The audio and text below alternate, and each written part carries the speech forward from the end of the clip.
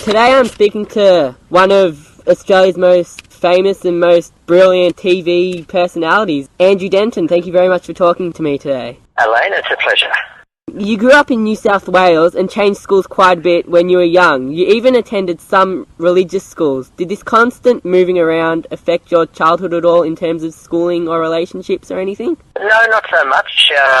Because I'm a powerful physical specimen, I tended to dominate all the schools I went to. Actually, no, I went to lots of different religious schools, as you said. I think I went to a Jewish kindergarten and a Catholic primary school and a Church of England secondary school.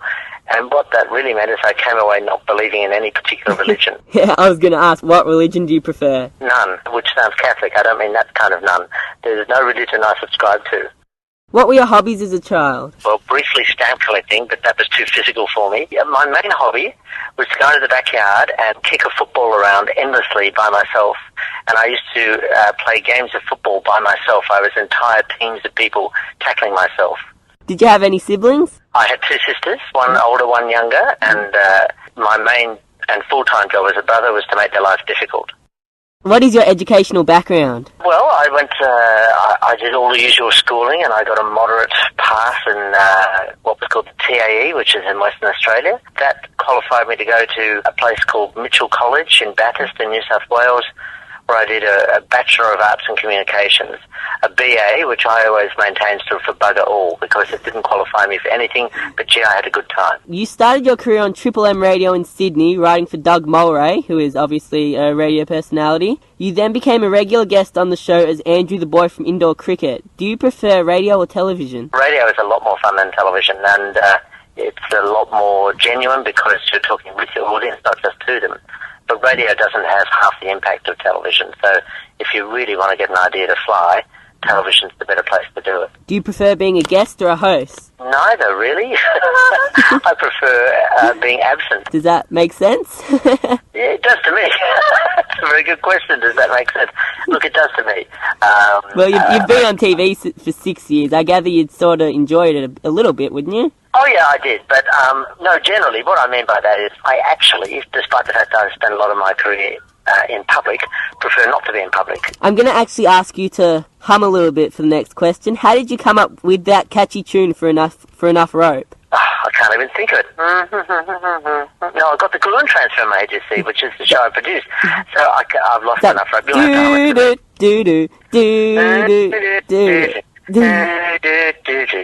Thank you. No, yeah. Well, I'd like to say I came up with it, but I worked with a brilliant company called Zigzag Lane who came up with that theme and the theme to the Gogoodman transfer, amongst others.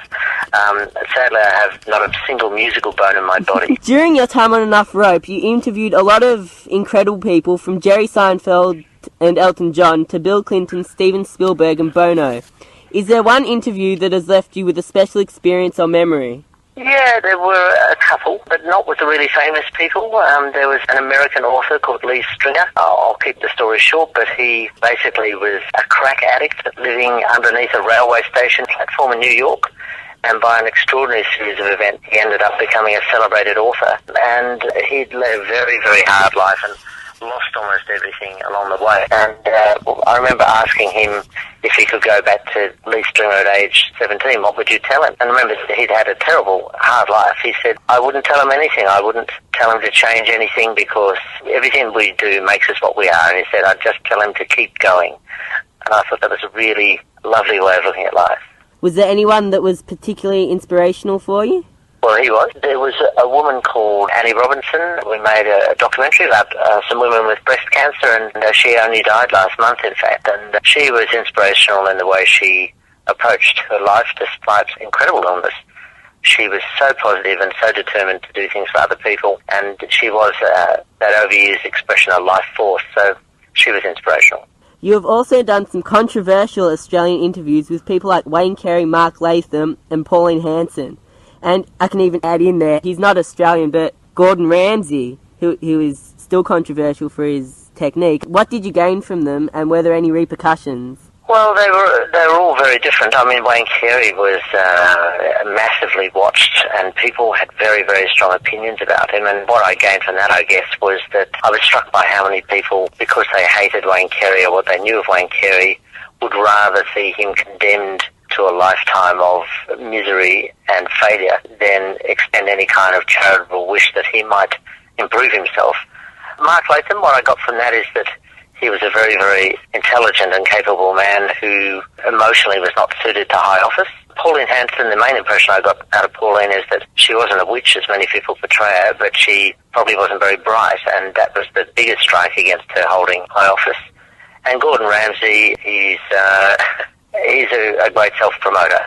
During your career, did you find it easier to interview entertainers or other people in the media spotlight? Look, entertainers generally, because as the name suggests, they're very good at entertaining. But often the best interviews were with people who are prepared to be more honest, and that isn't always entertainers. So often the most rewarding interviews for myself and for the audience were with those so-called ordinary Australians, butchers and bakers and psychiatrists and police officers and nurses and people like that, who actually weren't thinking, oh, what's my public image going to look like as a result of this interview? They were just answering the questions honestly.